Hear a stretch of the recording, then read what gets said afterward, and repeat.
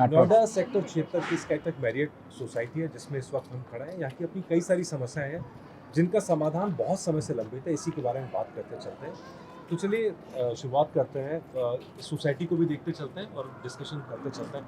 तो क्या सबसे पहली समस्या क्या है यहाँ की? अभी सोसाइटी की सबसे पहली समस्या हमारी रजिस्ट्री वाली है, जो कि अभी फ्लैट सील भी हैं और बाकी हमारी अथॉरिटी वाले कोई भी सुनवाई नहीं कर रहे, जा रहे हैं तो बिल्डर के फेवर में ही बोल रहे हैं। उनको कई बार कंप्लेंट कर चुके हैं और कई बार हमारी सभाएं भी बैठ चुकी हैं, कई बार रोड शो भी कर चुके हैं और सोसाइटी के सामने भी, और बड़े बड़े अधिकारी भी आते हैं, आश्वासन देते हैं। और हमारे प्रतिनिधि महेश शर्मा के वहाँ से भी आए हैं, उनने भी सिर्फ आश्वासन दिया है, ना कि कोई हमारा समाधान निकालने के कोई भी नहीं चाहता। उस टाइम बहला फुसला के कि ऐसा ना करो, अब की बार अगली मीटिंग करवा देते हैं, उसमें आपका समाधान हो जाएगा, जो कि हम महीनों से चल रहे हैं, कोई भी हमारा समाधान नहीं है। तो अब भी हमारी लास्ट यही रिक्वेस्ट है योगी जी से कि ये फ्लैट सील खोलने से पहले हमारी रजिस्ट्री कराया जाए, ना कि बिल्डर के साथ मिलकर अथॉरिटी फ्लैट बिकवा दे और बिल्डर जैसे बाकी सोसाइटियों की तरह भाग ना जाए कहीं।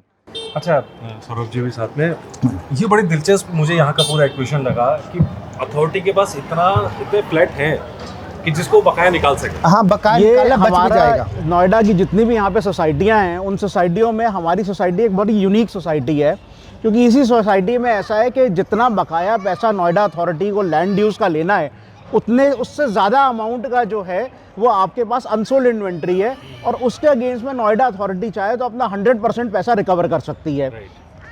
ऑल्दो अमिताभ कांत कमेटी की रिपोर्ट के हिसाब से, जो कि कंप्लीट रिपोर्ट गवर्नमेंट ने भी फॉलो नहीं की, पार्शियल भी फॉलो करने पर भी वो ये कहती है कि आप जो है अनसोल्ड इन्वेंट्री, अनसोल्ड लैंड के अगेंस्ट में, उसकी वैल्यूएशन के अगेंस्ट में आप जो है रजिस्ट्री कर सकते हैं।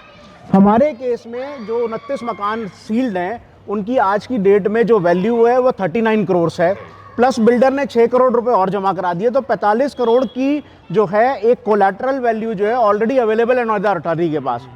जब ये वैल्यू ऑलरेडी अवेलेबल है तो 100% लोग, जो 240 फ्लैट जो बचे हुए हैं, उन सब की रजिस्ट्री हो सकती है। इसमें बिल्डर को खाली मदद की जा रही है, इसमें बायर्स का क्या लेना देना है। पैसे दिए नोएडा अथॉरिटी ने, पैसे लेने किसको है, नोएडा अथॉरिटी को। उसके अगेंस्ट में जो आप कोलैटरल भी प्रोवाइड कर रहे हैं उनको, उसके बाद भी ये बिल्डर को छूट क्यों दी जा रही है? आप अपना पैसा वसूल कीजिए और हमारी रजिस्ट्री करिए।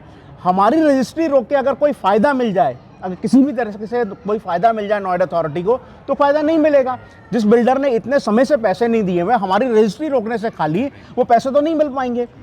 नोएडा अथॉरिटी अपने राजस्व को अर्जित कर सकती है ये सब करने के बाद। चाह रहा था कि नोएडा अथॉरिटी उल्टा नुकसान नहीं कर रही अपना, कि मतलब मान लीजिए फ्लैट बिक्री होती है तो उसका तो फायदा होगा, तो आखिर ये प्रॉब्लम कहाँ रही है, आखिर क्यों अटक जाता मामला ये? देखिए, अगर नोएडा अथॉरिटी के पर्सनल पैसे तो है नहीं कि किसी का उनका पर्सनल इंटरेस्ट है, अब इसके अंदर अगर उनका दूसरा इंटरेस्ट है, अपनी जेबें गर्म करने का इंटरेस्ट है, तो नेचुरली उनको क्या इंटरेस्ट है मार्केट में, और ना ही उनको सरकार से भी कोई एक्चुअली इंटरेस्ट है।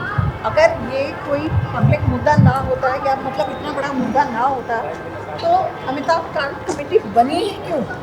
बनी भी इसीलिए क्योंकि इतना ड्यूज जो है वो पड़े हुए हैं, आउटस्टैंडिंग रिकवरीज हो ही नहीं रही हैं, और रिकवरीज अगर नहीं होंगी तो कैसे सरकार भी अपने आप को नहीं चलाने में उनको भी प्रॉब्लम होगी। इसी वजह से ये recovery became a major issue.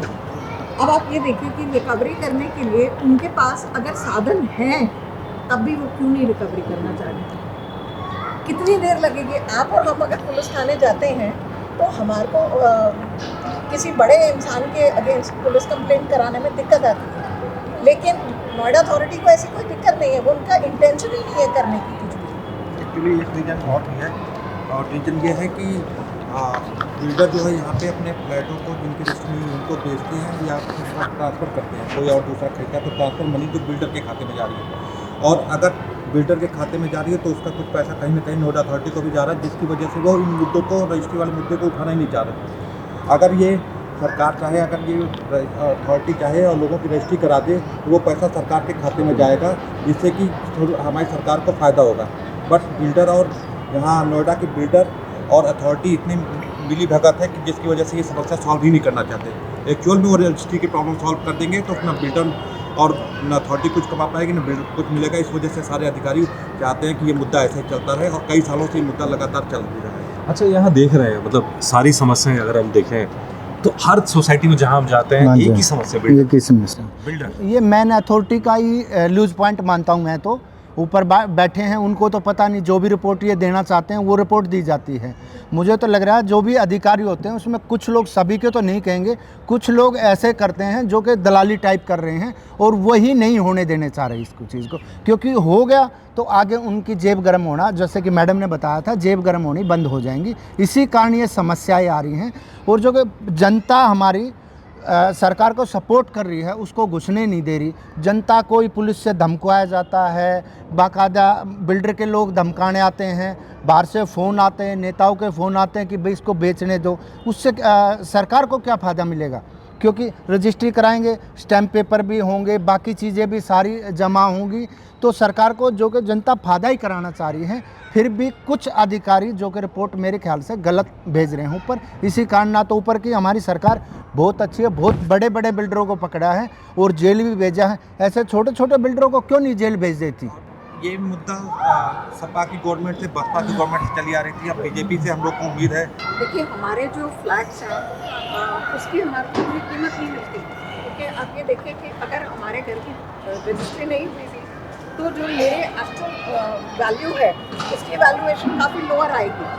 और अगर मैं बिल्डर के पास बोलती हूँ कि चलो मेरी रजिस्ट्री नहीं है, मैं बेचना चाहती हूँ अपना घर, तो बिल्डर मुझसे 20-25 लाख अगर मांगेगा तो मेरा वो और कम हो गया।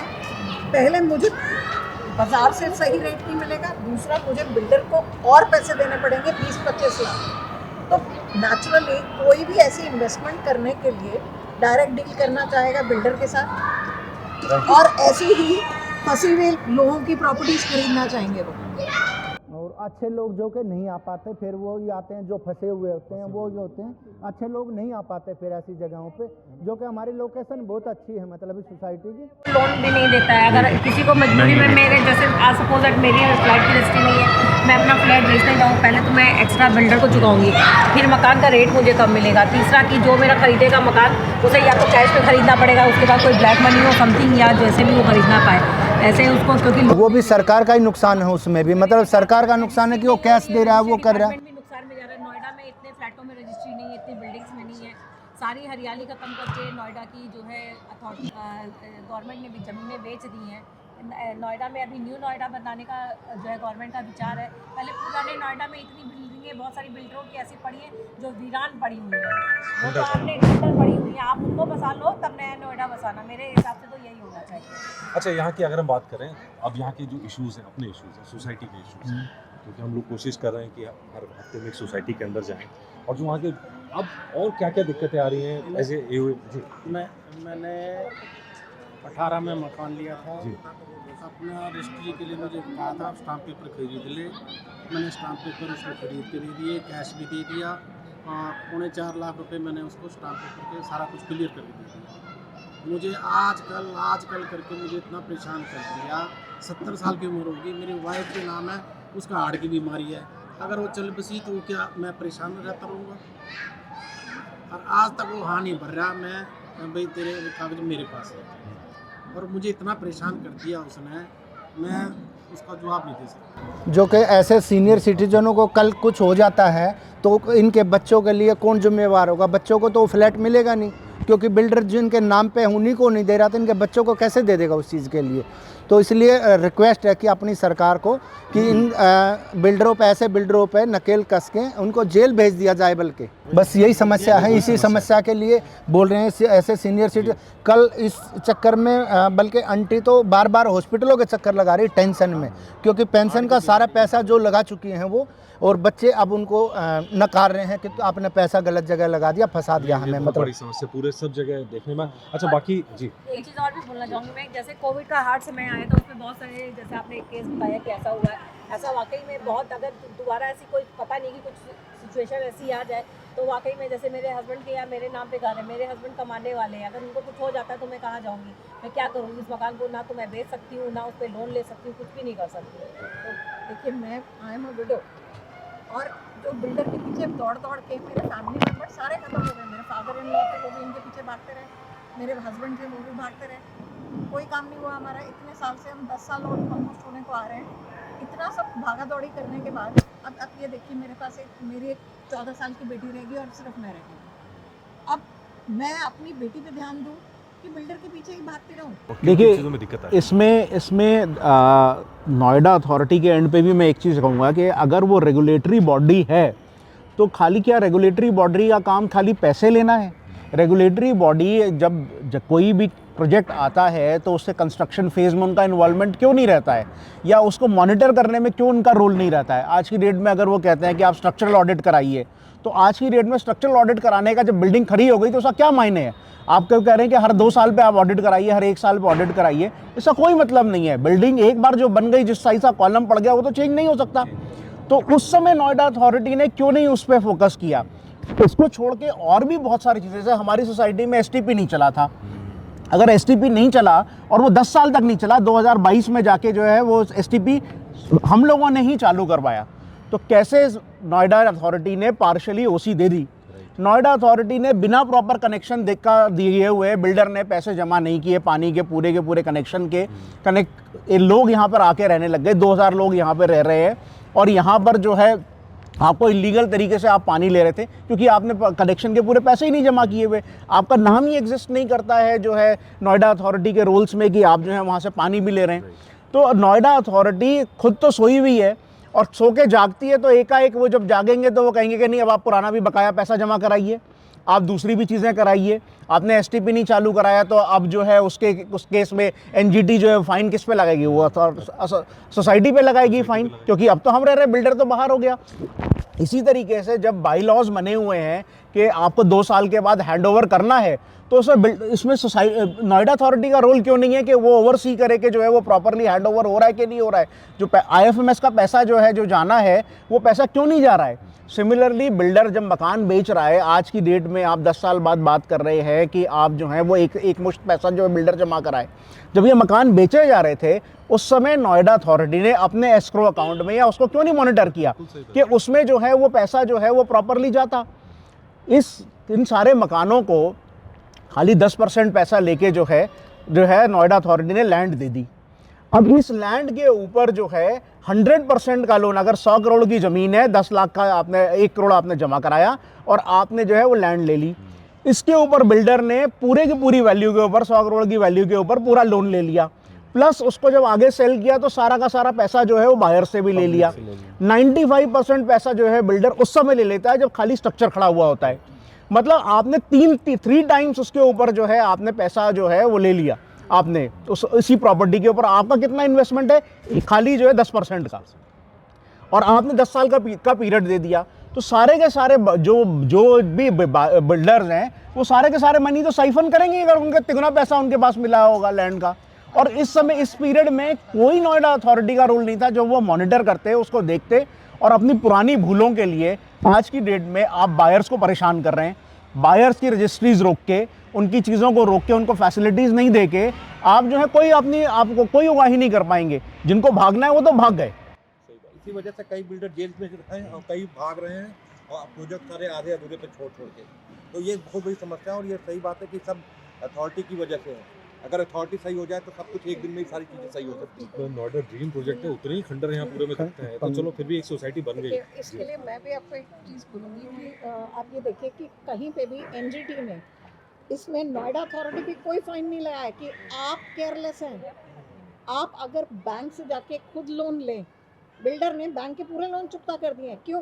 क्योंकि बैंकिंग सिस्टम के अंदर अगर आपने 10 रुपया लिया और 10 रुपया वापस नहीं किया सूद समेत, तो आप किसी भी जगह से कभी भी फिर कोई लोन नहीं ले सकते, आप ब्लैक लिस्ट हो जाओगे, आपकी रेटिंग खराब हो जाएगी, आपको कोई लोन नहीं देगा, आप किसी भी एंगल से आप लोन नहीं ले सकते। तो ये अथॉरिटी क्यों नहीं ले रही इस पैसे को? मतलब तो आप ये देखिए कि लेकिन नोएडा अथॉरिटी के यहाँ पे एक प्रोजेक्ट खराब करने के बाद करोड़ों रुपए ड्यूज होने के बावजूद वो दूसरी अथॉरिटी चला जाता है, वहाँ से फिर वो प्रोजेक्ट कर लेता है, फिर एक तीसरी कंपनी फॉर्म करके फिर वापस आ जाएगा, फिर वही बिल्डर दूसरी कंपनी के नाम से सेम साइकिल चलाएगा। तो ये बेसिकली एक मिली भगत ही तो है ये, जिसमें आम इंसान पिसा हुआ है। आप मुझे बताइए हम कौन से बिल्डर के लाडले हैं जो हमारे को बंधक बना के बिल्डर हम मतलब हमारे शक्ल देख के बिल्डर पैसे दे देगा नोएडा अथॉरिटी को?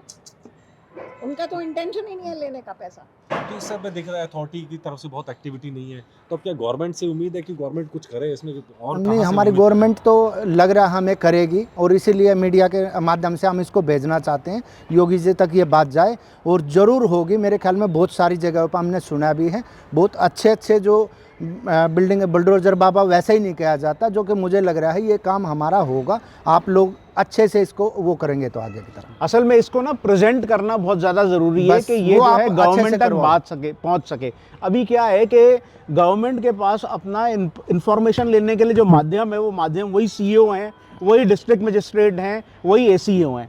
लेकिन ये बात जो है कि लोग किस समस्या से जूझ रहे हैं, वो बात अभी तक पहुंच नहीं रही है।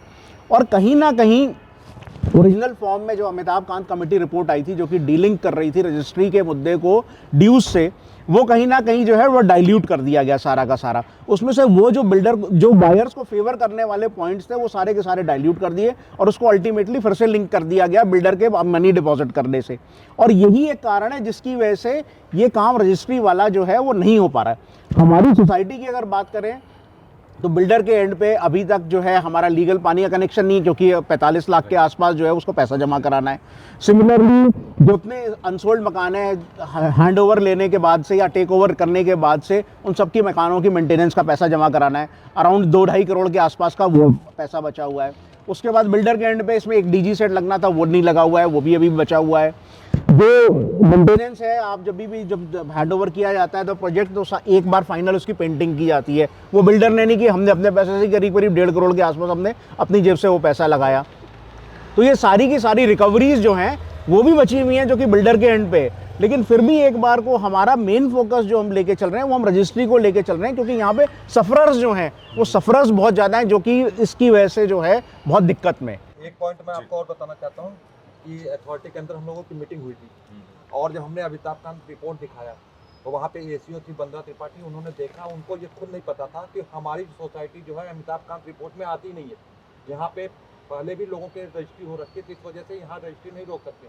और जब फ्लैट सील है तो आप अथॉरिटी चाहे तो उसको ऑफिस करा के आज की डेट में सबकी रजिस्ट्री करा सकती है। और यहाँ तक कि अधिकारियों ने कोई रिपोर्ट ढंग से पढ़ी नहीं है, उनको कई पॉइंट तो हमें बताने पड़े कि ये पॉइंट है जिसके बिहाफ पे हम ये एक्शन ले रहे हैं, तब जाकर के उन्होंने फ्लैट भी सील किया, नहीं तो वो भी नहीं कर रहे थे।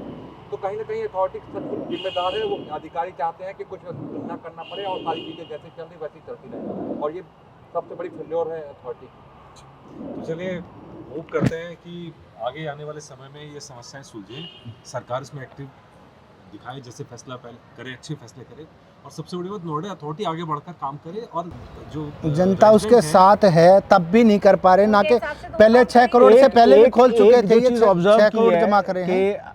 आईएएस ऑफिसर्स जो हैं उनको कहा जाता है कि दे आर सिविल सर्वेंट्स, उनको नाम सिविल सर्वेंट्स दिया गया है, ठीक है। और एक ब्यूरोक्रेसी का सबसे टॉप जो ओहदा होता है वो आईएएस ऑफिसर का होता है। लेकिन हमारे यहाँ जो मैंने ऑब्जर्व किया है, जब मैं मिलने जाते हैं हम लोग अथॉरिटी के लोगों से, तो ये जो आईएएस ऑफिसर्स हैं ये लोग बहुत इनसेंसिटिव हैं, संवेदनहीन लोग हैं। आप उनके पास जाइए, उनसे अगर बात करिए, आपको क्या ज़रूरत है रजिस्ट्री की, आपको मकान से कोई थोड़ी ना निकाल रहा है। हमारे लिए आप बायर तो कुछ है ही नहीं, क्योंकि हमने ज़मीन दी बिल्डर को, हमारी जवाबदेही, हमारा लेन देन, हमारी सारी बातचीत जो है वो बिल्डर से रिलेटेड है। यहाँ तक कि आपने यहाँ पर जो है मेन गेट पे बोर्ड लगाया कि यहाँ पर अनसोल्ड इन्वेंट्री जो है इसको किसी भी समय में अटैच किया जा सकता है, ये एक कोलैटरल है। वो होने के बावजूद इसका मतलब है कि अथॉरिटी एक तरीके से रिस्ट्रिक्ट कर रही है कि यहाँ पर उन मकानों को ना बेचा जाए। लेकिन असल में सेम एसीओ ने पुलिस कमिश्नर को चिट्ठी लिख के दी कि ये एओए मेंबर्स जो हैं ये यहाँ पर मकान नहीं बिकने दे रहे हैं और इनके अगेंस्ट में एक्शन लिया जाए। वो अथॉरिटी जो कि बिल्डर के अगेंस्ट में एक एफआईआर नहीं फाइल कर सकती, जो कोई एक्शन नहीं ले सकती, वो एओए के अगेंस्ट में ये चिट्ठी लिख के दे रही है पुलिस कमिश्नर को कि इन लोगों के अगेंस्ट में एक्शन लिया जाए। और एक चीज़ और भी, वो ये भी वो बोल रही है कि हम लोग के खिलाफ तो वो कर रही हैं, और ऊपर से बिल्डर को ये भी बोल रही है कि आप वीडियो बना के लाइए जो आपको रोक रहे हैं आपको मकान बेचने से। जबकि नोएडा अथॉरिटी का अपना ऑर्डर है करने का, उसके बाद जबकि बोर्ड अपना लगा हुआ ऑर्डर है, बाकायदा। अपना बोर्ड लगा हुआ है। बोर्ड लगाने के बाद से कि जो है यहाँ पर ये जो है कभी भी अटैच हो सकती है और लोगों को ये वार्न करने के लिए, उसके बाद भी ये कैसा मतलब ये तरीका कुछ समझ में नहीं आता है कि जो है कहनी कुछ और, कथनी कुछ और इतना ज़्यादा आदमी जो है वो संवेदनहीन कैसे हो सकता है, वो भी एक लेडी ऑफिसर। आप अगर इंडिविजुअल जाइए तो आप मिल ही नहीं सकेंगे किसी से। अगर आप ग्रुप में जाइए एज एओ रिप्रेजेंट करिए तो जो है वो कहा जाएगा कि आप जो है वो नेता बनना चाहते हैं। यहाँ तो किस पर वे में जितने मिले हम लोग जो उसको? कर रहे हैं काम एओए में जो मेंबर्स हैं वो सारे के सारे members, it is not a paid service that you are doing it voluntarily. आप जो है लोगों की मदद करने के लिए, अपने साथ के रहने लोगों के लिए, उत्थान के लिए जो है वो काम कर रहे हैं। क्योंकि बहुत सारे लोग हैं जो यहाँ पर नहीं हैं और उनकी रजिस्ट्री भी नहीं हुई है, बाहर रहते हैं, उनके मकान यहाँ पे किराए पे हैं, तो उनको रिप्रेजेंट कौन करेगा? उनको हम ही रिप्रेजेंट नहीं, ये तो करेंगे। बाकायदा है, तो हर सोसाइटी में ये तो है ही है, जब हाँ। ओनर्स हैं और रहने वाले भी 700 थोड़ी एक बार आएंगे, तो कोई तो होगा ना उसका। ये मुद्दा तब से है जब 91 फ्लैट्स थे अनसोल्ड, तब से हम भाग रहे हैं कि आप उसको सील करिए। उन्होंने खुद उसको बिकने दिए फ्लैट्स को। अभी भी वो यही चाहते हैं कि अभी भी बिकने वही दें। चाहते हैं। या अभी बिकने अभी दें। अभी सुनने में आ रहा है कि अगले हफ्ते में शायद ऑर्डर आ जाएगा कि मकानों को डीसील कर दिया जाए। डीसील करने का मतलब है कि इसका मतलब है आप बिल्डर को फ्रीडम दे रहे हैं कि वो मकान बेच सके। अगर आप वो फ्रीडम दे रहे हैं तो वही फ्रीडम आप बायर्स को भी दे दीजिए ना कि आप रजिस्ट्री कर दीजिए। आपको बेचना है आप जरूर बेचिए, कोई रोक नहीं है, लेकिन उसके अगेंस्ट में आपके पास जो उसका अवेलेबल अमाउंट है जो कि आप सारी चीज़ों को कवर कर सकता है, तो वो आप उस चीज़ को लेके और आगे बढ़िए। एक चीज़ और भी कहती अथॉरिटी का कहना ये है कि आप बिल्डर को मकान बेचने दीजिए, नहीं तो वो पैसा कैसे देगा। मेरा कहने का मतलब है कि अभी हमारे यहाँ 200 जो अभी 32 ही फ्लैट बचे हैं बेचने से, लेकिन वो बाकी फ्लैट तो 716 में सिर्फ 32 बचे हैं, बाकी तो वो बेच ही चुका है। तो उसने जब उसकी अगर नीयत ठीक होती तो वो पैसा पहले ही चुका देता। आपको इतना अभी जब उसकी नीयत अभी ठीक हो गई है, 32 फ्लैट के ही वो सारा चुकाएगा। अभी वो इतना सत्यवादी हरिचंद बन गया कि अभी चुका देगा पैसा, और इतने सालों से वो बैठा हुआ था वो नहीं चुका रहा है। आप इतना सारा रिपोर्ट आ गई, सब कुछ आ गया, इतना टाइम मिल गया साल भर का, वो पैसा नहीं चुका पाए, लेकिन वो सिर्फ ये फ्लैट बेच के ही चुकाए। क्या गारंटी है? लिख के दे दे गवर्नमेंट हमें अथॉरिटी लिख के देने की क्या जरूरत, अभी से रजिस्ट्री चालू करा दे, खत्म बात है, बेचो अपना उसको, बस समस्या खत्म है। तो पब्लिक की कोई और समस्या थोड़ी है। चार्जेस तो ले ही रहा है, तो ट्रांसफर के जो चार्जेस ले रहा है और किसी लोगों से जो मनमाना चार्जेस ले रहा है, मनमाने चार्जेस तो 20-25 लाख ले रहा है। आप ये सोचिए, वो भी वो जमा नहीं कर रहा, उसके पास पैसे की कोई प्रॉब्लम नहीं है, उसकी इंटेंशन की प्रॉब्लम है। और अदरवाइज भी आप ये देखें, नियत के अंदर तो नोएडा अथॉरिटी की भी नियत खराब है। उनको करना होता तो वो 1 मिनट लगाते हैं कई बार जब तो हम ऑर्डर अथॉरिटी लिखने के गए लिए। और अथॉरिटी में जब हमने कहा तो सीईओ साहब और एसीओ क्या करें कि हमारे पास अभी इसके पास तो 25 करोड़ ही देने हैं, बाकियों को हम 150 करोड़ वालों को देखें, 700 करोड़ वालों को देखें कि इसको देखें। भाई जब हम प्रॉब्लम देख रहे हैं तो आपको प्रॉब्लम तो हमारी देखनी पड़ेगी ना। अब चोरी तो चोरी है, छोटी हो बड़ी हो। जो सॉल्व हो रहा है वो तो सॉल्व करे। हमारा केस इस सोसाइटी का सबसे आसान है, आसान केस सबसे है। आसान केस है जिसको एकदम से निपटाया जा सके। आपको अगर सिर्फ है और आपने सील कर दिया है, सिर्फ उतने ही बेसिस पे, बिना आगे की कार्रवाई, आपकी वो बात की बात है, उसके बेसिस पे ही आपको लोगों की immediately registry valuation just valuation के बेसिस पे ही आपको पूरी रजिस्ट्री करनी शुरू कर देनी चाहिए। बट ये बोल रहे हैं कि हम कर रहे हैं, शुरू कर रहे हैं, और करने के लिए ऑर्डर जो आना है वो तो आया ही नहीं। और अभी भी ये दिक्कत है कि सुनने में आ रहा है कि बिल्डर ने 25% दिया तो सिर्फ 61% ही, मतलब 61 लोगों की रजिस्ट्री हो सकती है। तो जब बिल्डर ने 6 करोड़ दे दिया है, आपके पास पूरा का पूरा फ्लैट सील लिया है, तो आप सारा लेकर के करो। क्यों आप यहाँ पे लड़ाई करवाना चाह रहे हो कि हमारे 61 में कौन? और बिल्डर पे इतना ही विश्वास है, खाना चाह रहा है बिल्डर, लोगों से कहेगा कि हम तुम्हारी रजिस्ट्री करा, तुम्हें जितना पैसा दो। और बिल्डर पे इतना ही अथॉरिटी को विश्वास है, तो रजिस्ट्री चालू कर दो, बिल्डर से लेते रहो, उसमें पब्लिक का बीच में है ही कहाँ। चलिए उम्मीद करते हैं कि जल्दी इस पर फैसला आए, नोएडा अथॉरिटी भी सुने, सरकार भी सुने और एक्शन लेके इस केस को जल्दी सॉल्व किया जाए।